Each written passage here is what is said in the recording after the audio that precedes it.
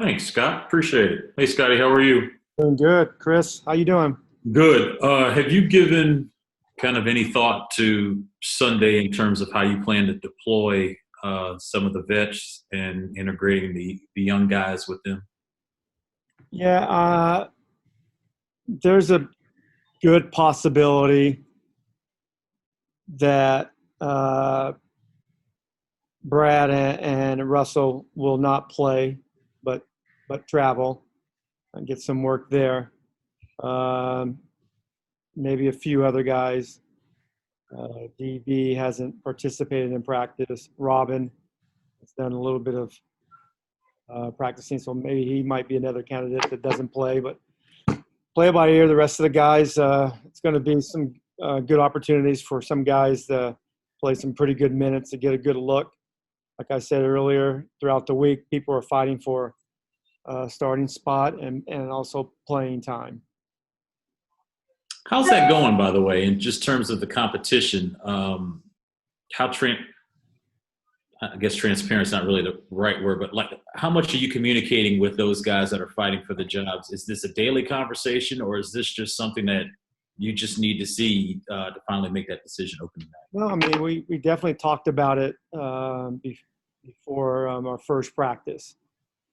I always tell the guys, respect this process of training camp because there's guys that are fighting for their professional life that deserve that type of respect and commitment from everybody to lock in and do their job. And there's also guys that are fighting for starting spots, and there's guys that are fighting for minutes as some of their backup spots. So it's well aware that everybody, if you don't know by now, you're probably under a rock the first couple of days, but it's been very competitive. Everybody's getting a fair chance in practice. But it's going to be, interesting to see these next three games, see who steps in and plays well and gets those spots. But that spot, as we're probably talking about, you guys are well aware of the wing position. It's probably more than likely it's going to be pretty fluid, and it's going to be could be a spot that's played by committee. Thanks, Scotty. Yep. Dave Johnson. Hey, Scott, just getting ready for the first preseason game, but just what's been the best part of this week for you? If you could just look back at what you've accomplished and what you think has been the best part. I think just the spirit of competition, being back together. It's nothing like being in the gym. It's nothing like being around NBA players and watching them compete against each other. And I mean, we're about ready to play somebody else. But I think just coming back, knowing what it took the NBA to put us in this position, and there's going to have to be a lot of detailed and discipline to make everybody's as safe as we possibly can be. But just being back it's great. I love the gym. I love to be around it. I love to be around our guys, and it's the camaraderie that the guys are building, the bonding that they're establishing. The first week of training camp has been probably better than I even expected. I'd say it is a great feeling, elation, because it may not be the end of October. It's not that far off. Being able to start in December, that is a big accomplishment. No, I mean it was. I mean, none of us, nobody in the NBA, in the world knew that this was going to be part of how we live, from March on. But we're doing our best, and we're going to continue to keep everybody safe and healthy as best we can. But I think our guys understand what's at hand, and we need each other to hold each other accountable. But I think it's a great opportunity just to see guys in training camp compete against each other. And normally it's the end of September, October. But we're looking forward to starting, Christmas Day, or a few days before Christmas, the first game. So it's going to be exciting for everybody. It's going to be exciting for the players, the fans, everybody involved. Fred. Hey, Scott, just regarding what you said to Chris's question about guys who might not play on Sunday, Does kind of the shortened off season and then obviously only 3 preseason games, does that affect how many reps you're trying to, and obviously you have a very important player you're trying to integrate into the roster. Does that affect how you're going to run practices, how often you scrimmage, that sort of stuff over the next week so you can get guys as many reps as possible, or is that not a concern? Yeah, no, it's a balance, Fred. We're all trying to do that, and it's just not on not on my shoulders. It's everybody, the players, our performance team, sports scientists. We want to make sure guys are ready for the 23rd, and this is unique because there wasn't a lot of pickup games throughout the summer, and then especially the week or the month before you even start training camp in your own market. So I would love to have guys because we got some new players that we need to add and integrate and build that that chemistry and that synergy with one another. But it's also I'm more concerned about their health, physical health, and making sure that's squared away first. So it's really just little steps and just figuring out, getting them ready, the best way to get them ready for the 23rd. I'd love to have them, play a game, some good minutes, maybe a good solid half. And then, but luckily for us, the new players, and they're in here, one, because they bring the professionalism, the toughness, and the IQ. So they could be able to pick things up pretty quick, but we definitely need them to get on the court a few minutes here and there. Ava? Scott, kind of piggybacking off of this, and I know you talk about the health and safety aspect with guys all the time, but in terms of the contingency factor where this season you might have guys missing games and lineups changing and everything like that, how do you approach those conversations with the team, or is that something that you don't even necessarily like? Do you want to maybe go about it as normally as you possibly can when you're preparing, or do you guys talk about stuff like that? Yeah, I mean, it's definitely, I think about it all the time. All the time I think about it. And like I told the players from day one, I tell them constantly, it's about everybody's health and being safe. We love this game. We will do whatever it takes to have success in this game, but our families are always the most important thing. And this is secondary. We have to be disciplined on everything this year. This is unique. The whole world is going through it, and we got to do our part. And we know, as we've seen, there's going to be, whatever you could be, it's discipline and just it's going to happen. It's just a matter of, when, and we have to, be careful and everything. But as a coach going into it, I know there's going to be probably times we're going to miss some games, and we hope that it doesn't happen often or not a big number. But like I told the guys from day one, it's about being healthy and, being safe, because there's a lot at stake with our families. Health is the most important thing. And then you mentioned that this first week went better than expected. What about it kind of exceeded your expectations, or what did you notice most, I guess?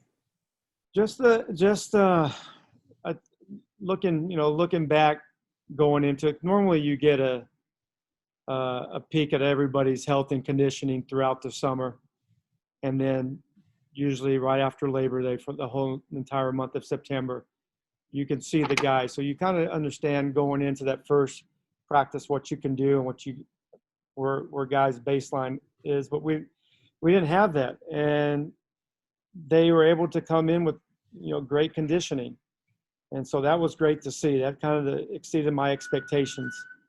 So their baseline was pretty good. Everybody from one to all the guys that are here, and then I knew we changed up things last year, so I knew guys were going to really compete and practice hard and pull for one another, but also challenge each other during practice. But it's even taken another level with the added guys that we brought in, the leadership and Brad and Russell. Just seeing those two guys already connect, that's been great to see unfold. And when you have those two guys connecting every day, and they're treating every practice as this is what we have to do to get better, and we're going to try to win this practice.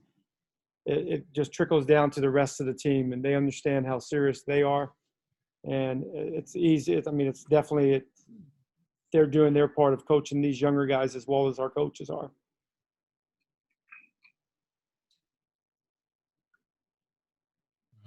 Sorry. Is that it? Oh, sorry, my thing Come on, Is it for me? stopped up. Neil? Hey, Coach. Could you update us on what Bertans has been able to do in the past couple of days since you last told us? And is the expectation that he might be able to take in part in some group stuff tomorrow? Yeah, I think everything's going as planned. He's doing a lot of individual work, just by himself, the work.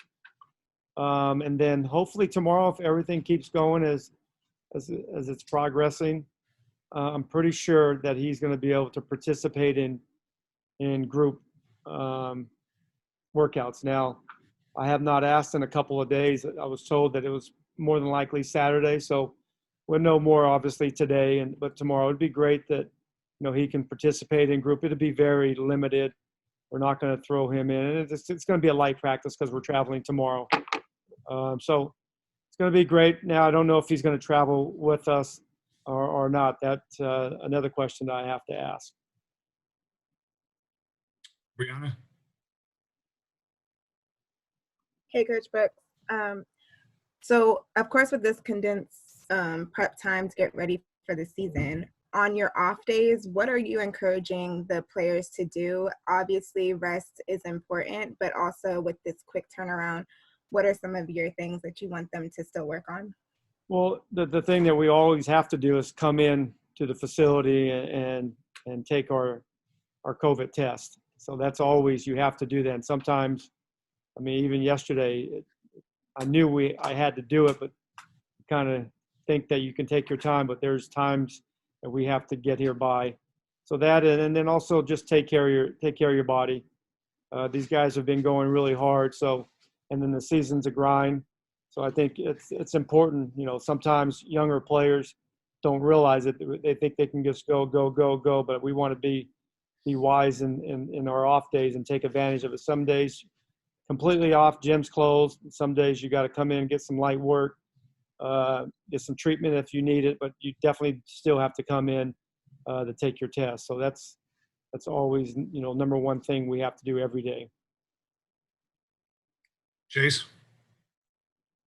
Hey, Scott, you said earlier in the week that Denny had banged his knee. Is he all good now? And do you expect him to – how many minutes do you expect him to play on Sunday?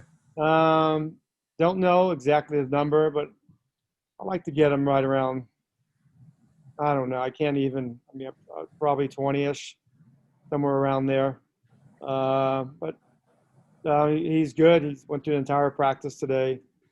Felt great. He's learning. He's learning as we go, and that's one thing I love what the staff is doing with seems like about 15 guys now. They're getting, on the court at 11:15, going over 15 minutes of some defensive work that we need to pick up on, and then also our offensive playbook. So they're doing that. So they're getting a little extra work. It's not hard on the body. It's just a lot of the mental work that they have to do. So, and he's picking things up pretty quickly. So that's good. That's good to know.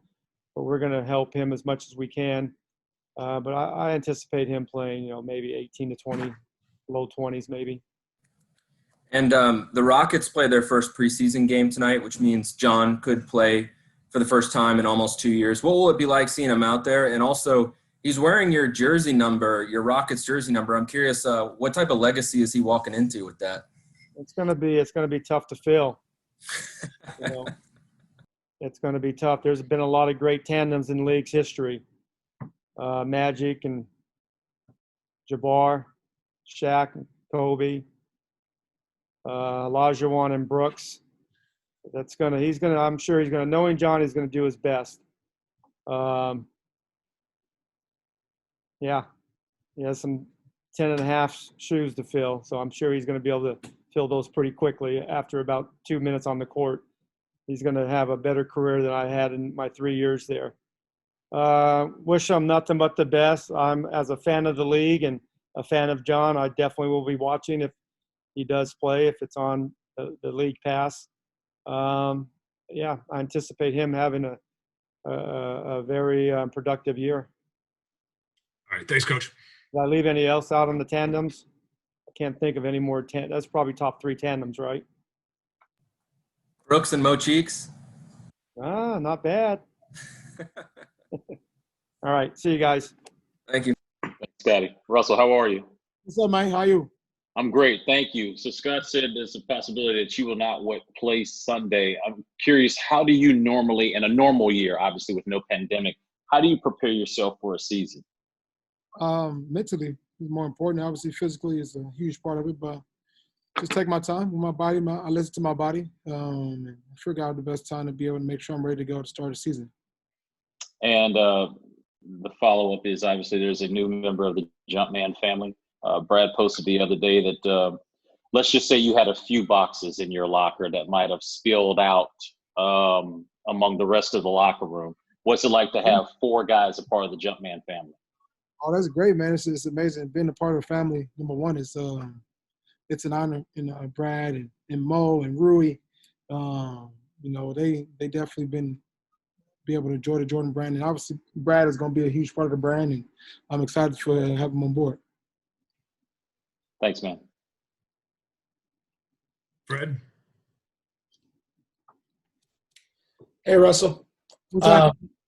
Speaking of Brad, you've obviously competed against him a ton, but you've now had about a week where you've been playing with him. Is there anything about playing next to him that you've learned that you didn't already know coming into this a week ago? Just how patient and a great scorer he is. He's a unbelievable scorer, getting to his spots, being patient, very fluent, as most of you guys know, but being able to see it and in practice and finding ways to keep him going is most important for our team. You got to find ways to stay aggressive, to be in attack mode, and I've been able to see that in the last couple of days, and seeing how he attacks, seeing where he wants the ball. So it's going to be a learning process all year long, and my job is to make the game easy for him. Thanks, Russell. Ava. Hey, Russell. Scott Brooks told us this week that you kind of came in and were very vocal right away, like having a head coach out there on the court. Obviously, they brought you in part for your leadership, but you're also walking into a franchise that has a lot of guys that played together and everything like that. Did you feel like you had to maybe alter your approach or anything like that, or say like, oh, maybe okay, yeah, go ahead. No, it's funny you say that. A lot of times, it's not an alter, it's just who I am. It's plain and simple. There's no sugarcoating. There's no me trying to be somebody I'm not. Since I've been in this league, since I've been able to play the game at this level, I feel like I'm one of the best leaders in the game. And leadership is not about what you say and all the shit that people see and all that, but it's actually what you do and how you impact and better your teammates as men, as people, as they kind of grow in their relationship outside of basketball. Leadership to me is defined differently, and I take an approach the same way I've always taken it, coming in and using my voice, but not just that, connecting with the guys on a different level. And I try to do that with each one of my teammates. That's the sacrifice it takes to be a leader. And I'm grateful to be in a position where guys can come to me and ask me questions. And I take advantage of just trying to pour out as much as I can. Not saying I know it all, because I don't, but also I understand how it is to be able to connect with somebody that you've never met before. Uniquely about this team, we have a lot of different guys from a lot of different cultures, different countries, which is, to me, I was telling my wife last night how I'm grateful for that, because it gives me an opportunity to learn a little bit about different cultures, how guys do things, how they celebrate things, just overall. So that's exciting in itself for me. And the Wizards talk a lot about how they have so many people on the roster who have 3 or fewer years of service in the league. Does this feel like a young team to you? What's your kind of read on that? It feels like a team that's hungry, wants to win. Youth is a great thing, but honestly, we don't talk about it as a team internally. Our job is to make sure that we go out and compete. We want to compete with the best of us. To be able to do that, we got to be able to use what we have and find ways to be effective, and that's what we've been doing the last couple of days. Thank you. Chase. Yes, Russell, following up on the different cultures thing, is that have an effect on the floor in terms of style of play? Because you guys actually might end up having more international players than any other team this year. Yeah, I don't know style of play. I mean, it definitely could help. You know, there's so many different things, the way they learned the game of basketball and obviously the way that we've played it here in the States, but just been able to learn other cultures, understanding their struggle, understanding why they play the game. A lot of people play for different reasons, where they're from, for their families, their kids. It's all important when you get together because we're all in this together. We're all on one team, and that's the Wizards. And we want to find ways to be able to collectively bring everybody together. Use what we have. And speaking of style of play, Jerome Robinson said the other day, with you and Ish as the point guards, the pace could be unbelievable. This team played really fast last year, but now they're adding you. What have you noticed about the speed of the game for you guys in practice? Speed is important. That's our advantage. Getting up the floor. Definitely, probably one of the best parts of my game is transition. I've been able to do that at a level that's effective in the last couple of years or since I've been in the league. So I'm definitely using that to my advantage and find ways to be able to give guys the ball in transition, give them open shots, make the game easy for them. Dave Johnson. Russell, calling this team's games last season, just the word joy came to mind. This because this team just played with such joy and passion. Just want to get your impressions now that you've been with the team this week. What is it like to be inside this team for a week? It is a young group, but it's a group that's hungry to win now. Yeah, I mean it's been good. The energy's been great. My job is to make sure it's consistent. A lot of times it's easy. A lot of 20 or 29 other teams got good energy the first week. That's okay. Now can it be sustainable? And that's the part where my job comes in at to make sure that every day we punch the clock, but not just punching the clock, but we coming in and making sure that our minds and our bodies are focused on our energy towards positive things. Win, lose, or draw, we still got to come in and be the most effective we can be because, I just honestly believe that this game is not, you don't take it for granted. So the opportunity you're given to be able to play it, you leave it all on the floor, mentally and physically. Quentin. How you doing, Russ? Going into Sunday's game where you're not playing, I mean, I know the leadership aspect and the on-court coach aspect is very important to you, but what are you looking for the most out of the guys that are going to be getting a lot of playing time on Sunday? Just playing hard, man. It's first preseason game. Been a while. A lot of guys ain't played in a while. Quick turnaround for some guys. Just going out, open your lungs up a little bit, enjoying the game. We didn't put too much stuff in, just going out and competing and getting our feet wet a little bit, but playing hard. Playing hard is not an option. We should be able to do that every night. It's got to be our DNA. It's got to be how we set our staple when we go out to compete because that's what it's going to take for us to win games. And also, I saw this morning as you're arriving to the practice facilities, you're listening to Nip the Great. Awesome. What would you say is your top 3 West Coast artists of all time? Hustle, Kendrick, and I'm Snoop. Okay. It's a good list. Appreciate you. Glenn, assuming that Quentin didn't just steal your question there. Glenn, go ahead. I wrote the lyrics to those songs, by the way. I believe it. Hey, Russ, just curious. Obviously, you're coming in as a leader, all NBA, MVP of the league. Just curious to know when you first came into the league, who were the guys you looked up to on your team that were leaders that you were able to pick and pull from to kind of get you where you are now, and even use some of the leadership abilities that they showed you? Well, the only person I would say from that team, Nick Collison. Nick Collison taught me so much. And Damian Wilkins. Those two was probably the only two that from that team when I first got in the league that actually taught me just about leadership, understanding the game, understanding how the league works, but not just about basketball. I learned a lot about finances, about taking care of my family, about different things outside of basketball allowed me to be able to keep going, to keep my mind on basketball. I would say those two, especially Nick. Nick is a good friend of mine still to this day, and I'm just thankful for him and his ability to be able to just sit down and give me knowledge, be able to understand what it's like to be in the NBA, and understand, like to create some consistency for yourself and being able to come back better each and every year is something that I constantly keep in my head because I was able to be taught that, internally, from that Oklahoma City team in my first year. Thank you. Troy? Hey, Russ, how you doing, man?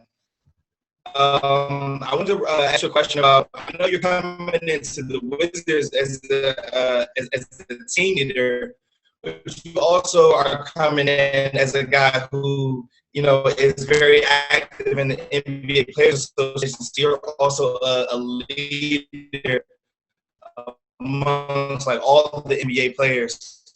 How did you feel coming out of the bubble about what you guys did as far as the social justice reform and the work that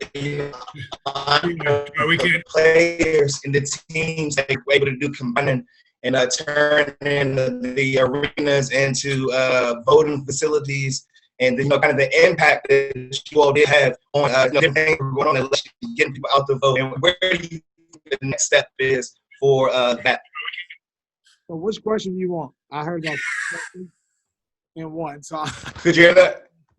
I don't know what you asked. It was hard for me to hear, but I think you're asking something about. Just let me. I just want to know what you all feel about how did you feel about the work that you all did? Oh, that's good. So I think the most important part about that times, and unfortunately, it takes somebody to lose their life. It takes somebody to lose their son, their brother, for the world to be able to come to notice. But unfortunately, this is our everyday life. Being an African American male in today's society, it's tough. And just growing up in the city myself, you understand the struggles, understand what it's like. But I do think the important part of, I think the players did in as part of the union and the players in the bubble is that we came together. That to me is the number one thing. Whenever you're able to get a group of guys, a group of men together in the same room, regardless if we agree or disagree, being able to come together and have a conversation about things that need to be changed. And I think the stand we made in the bubble was great, but also the work now continues.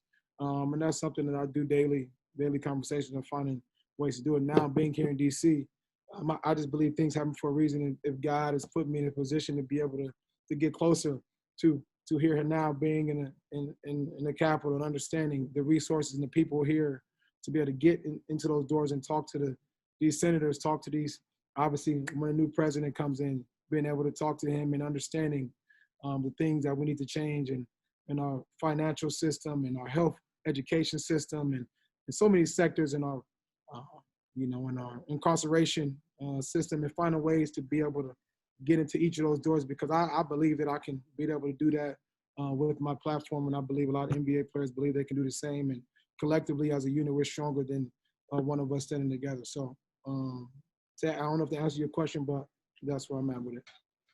No, that's perfect, man. Sorry, my internet's probably a little shifty over here, man, but thank you, that was perfect. All good, champ. Ben?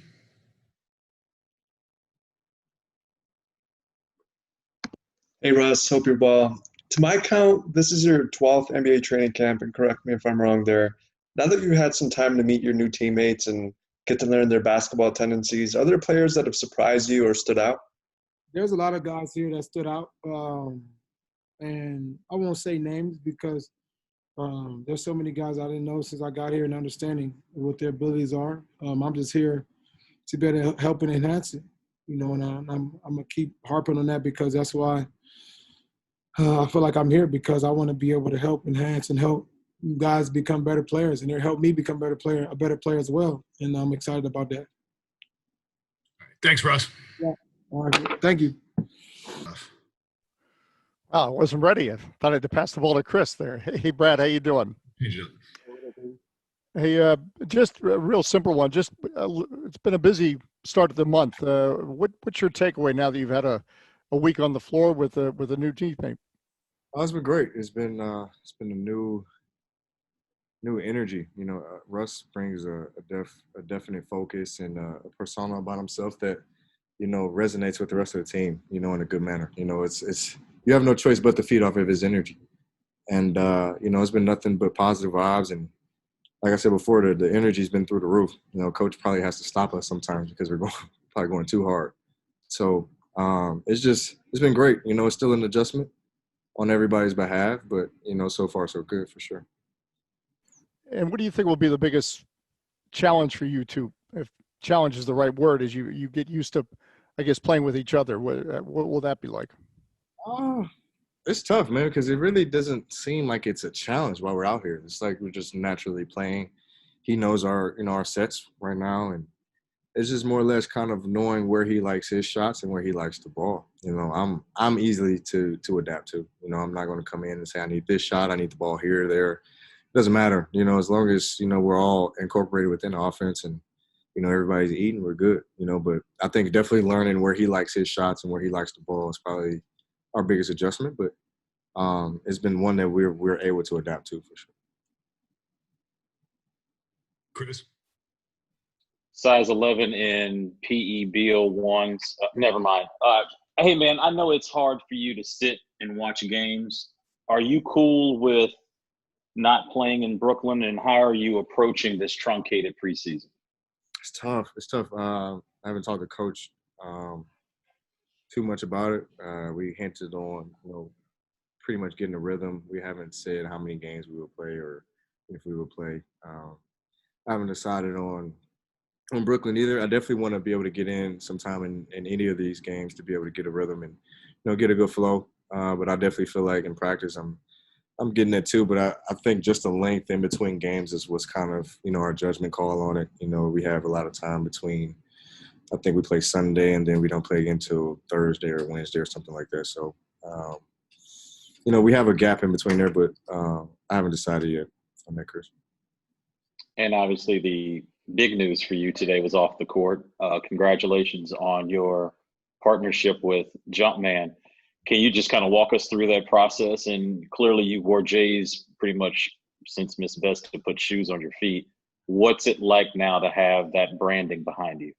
It's a blessing, man. I say thank you for one, but it's a blessing because, ultimately Mike has to sign off on it. Mike has to ultimately make the decision on who he wants a part of his brand. We know he can't dive too deep into it with him being an owner, but, the fact that he still has some ties to his brand and, he's able to kind of handpick who he likes. I think that speaks volumes, and that's definitely motivational for me. Growing up a Mike fan, growing up always wearing J's. I have an infinite amount of stories that I can tell of just playing in the shoes.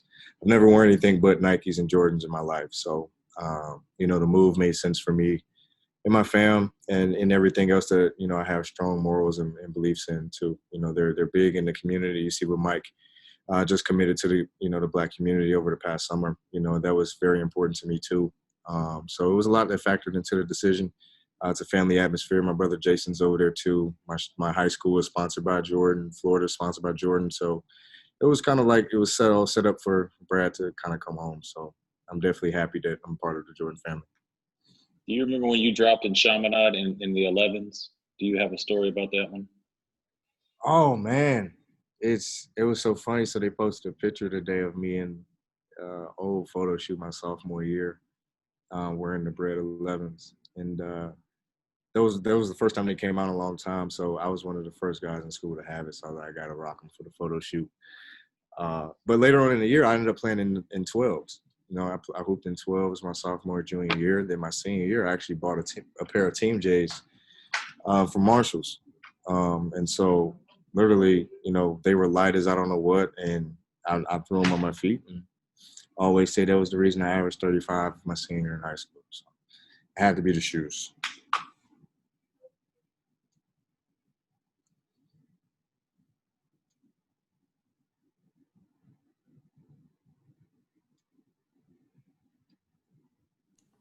I'll jump in. I don't know if it was me, but congratulations, Brad. My first question I asked this to Russell Westbrook is, not playing on Sunday, like you said, it's tough for you, but what are you looking forward to seeing from your teammates on the floor? I mean, you're a leader, you're evaluating things of that nature. What are you looking to see out of those young guys? The biggest thing is always, can we carry over the same intensity and focus over into a game? It's easy to do it against your teammates and guys you kind of know. You can compete against them. There won't be any hard feelings or anything like that. But what are you going to do when the bright lights are on, guys are trash talking, fouls aren't getting called your way? You face some adversity. So I think it's just, kind of how we respond in those situations, because in practice, it's more controlled. We kind of have control over what's going on, what we can do, stopping plays and things like that. So it'll definitely be different going against another team whose plays we don't know, fresh faces, fresh bodies, different intangibles. So it'll be interesting. So, on everybody's behalf, I'm excited for it though, because we definitely have a group who's willing to go out there and play hard, who's willing to learn, and they compete at the highest level. So I'm excited for everything. And also, how much do you like those Jubilee 11s? Like, they're one of my personal favorites, but how much do you like them? I don't want to put y'all down, but I got 2 pair. They sent me 2 pair. I'm so happy. Go ahead, slide one to the side for me. It's all good. I might be able to work with you, but they're nice. They are very nice. They're very nice. Appreciate that, B. Ellis? Oh, my man Darren got them on right now. So if y'all want to beat him up, y'all know where he live. Y'all want me to get him up off his – what size you at, 9? 11 and a half. So I got Hey, Chris, we pulling up. Y'all want me to put Darren on the jump? Y'all want to put him on screen? He got him on right now. I can jump him. Took him right off his feet. Brad. Hey, Brad, what's going on, man? Brad, what's up? I am wondering, I know you have played against Russell a million times. I know you've watched him on TV or in person or whatever 1,000,001 times. From a pure, I mean, we've heard a million stories so far about what he's done for you guys, attitude-wise, and the way he's affected emotionally. But you've now played with him for about a week or so, and you've started scrimmaging. If we're gonna nerd out about the X's and O's of basketball with him, what have you picked up on that he likes? What have you picked up on that's working between the two of you? He's a great passer. He can pass the hell out of the ball. Like he can pass the ball, and his pace is crazy. It's crazy because I don't want to just compare him and John, but he's very fast with the ball. Like he pushes the pace. He gets up. He loves to get up and down the floor, and he's looking for his shooters. That's what he's doing, and I think it's definitely cool to see that. I feel like there's always a false narrative on Russ, but he's looking for guys. He's trying to get guys the ball. He's coaching. He's a true player coach, and I'm definitely happy and excited we have him. It's been fun to learn from him and adjusting with him as well. But like you said, Fred, playing with him for the past week, it hasn't been too crazy. It hasn't been like too big of an adjustment where it's like, oh man, damn, it's a whirlwind. Like it's been smooth sailing. Like he's pushing the pace, he's getting guys involved. The ball is moving. We don't want to always come down there and have to call the play. We want to be able to come down and get stops and push the ball, get out in transition, get some easy baskets. Let Russ be able to manipulate defenses, break them down, and get in the paint. Whether he wants to get to his shots, his back downs, or if he wants to be able to kick threes. We're open feeling, and we're learning from him. So it's definitely an adjustment, but it's been better than expected. So he's had the good fortune of playing with a lot of really great perimeter players in his career. Like he's had a ton of them. Are there any of them that you watch and you're like, oh, you know what, that set really worked well with Russell? I could do that. Like, are you studying other guards or other wings that he's played with and trying to implement anything? No, because I'm different. I'm not KD. I'm not PG. I'm not Vic. I'm not James. We all maybe have some similarities, but we're all different, in our ways. So, I'm not going to judge Russ off of his previous relationships with guys and on other teams. I want to be able to put my foot in his shoes and, kind of be in a moment. I want to be able to experience these things for myself. So, I haven't had any of those, and I'm not going to compare myself to a lot of the guys, but you can see what he was able to do when he played with PG and Vic and KD. Like he elevates these guys' games. He helps push guys, to another level. So, I'm expecting the same thing for him to push me, get on me, get the best out of me every night too. Thanks, Brad. Ava. Hey, Brad, obviously you watched all the young guys down in the bubble, even though you weren't able to be there. But since being back on court with everybody, what have you noticed, or where have you seen improvement, I guess, specifically in guys who had a lot of starting minutes last year in Thomas Bryant and Rui? I think their attention to detail, just knowing where to be in spots, knowing that, if I'm getting double teamed a lot, where to be, where to catch the ball. So I think it's just the game is just slowing down a lot more for the younger guys. And that's just a matter of just getting out on the floor and playing. The bubble definitely helped the guys out a lot. It offered them a lot of opportunities to be able to play, to be able to work through a lot of the kinks, work through some adversity. Without me being on the floor, without GB being there, without John being there, without Russ now being there. So it helped. It helped kind of propel, throw guys into the fire to be able to say, okay, what are we gonna do? We got to get better. You have to be able to show coach and show Shep that we're able to take these young guys and get better with them. So I think they've done that in the bubble, and it was a direct carryover right into camp. So I'm definitely excited to see moving forward. Just their continued attention to detail and just their work ethic. It's always through the roof, like I said before. But through camp, everybody's work ethic and intensity has been through the roof. That's never the problem, but it's now playing with some IQ and some smarts. Thanks, Brad. Glenn Consor. What up, B? What up, G Money? Bradley, I know you worked hard in the off season on your body and your hips and your upper body and all the stuff that goes with becoming stronger and, you becoming more durable in the NBA. Let me ask you about the skill sets that you want to improve on this year. You really don't have a whole lot of time in the off season to work on, ball handling and shooting and passing and the other stuff. But what are some of the things, you want to get? You had a career year last year in points and assists and rebounds and everything else. But what do you want to get to yourself? Because obviously from the team standpoint, you want to win games. You want to become a better defensive team this year. But what about you wanting to get better at? Well, personally, I want to get better defensively. I hated the narrative that everybody said I slacked off from last year of defense. I feel like we were just a bad team defensively as a team. We just carried over to everyone individually. So I think that's first and foremost, proving that, because I am a willing defender. And then two, just constantly, just like you said, it is a short off season, but for me, it was working on deeper threes, whether in transition off the dribble. A lot of teams are pressing out more and, trying to take the ball out of my hand and double a lot. So being able to create some space, better off my isolation situations, posting up a little bit more and working on deep threes. So many great players in the NBA that they can pull from, but just using last year, who really surprised you where you just walk out of the arena going, wow, that guy is on another planet? I don't know, because I'm tough, G Money. I don't give a lot of people credit, and I'm like, that's why I'm asking. Not in awe of a lot of people. So that's a tough one.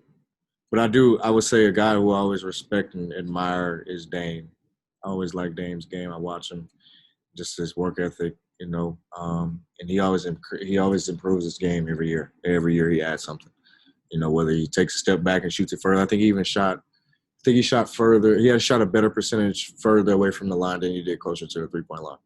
And, granted, I don't know if you want to say that's good or bad, but, it just speaks volumes of him just putting things, into his game. He's a magnificent ball handler, get to the basket. He manipulates defenses, so I admire Dame and what he does, for sure. Thank you. And Chase. Hey, Brad, congrats on joining Team Jordan. You guys have a ton of international players. You might have more than any other team on opening night. I'm wondering, have you noticed anything when playing with these guys that stands out as different, like a pass, a move, anything on the court where you're like, oh, that's definitely something I hadn't seen before? No, not to that extent. I would say one thing that they all have in common is that they don't back down from anybody.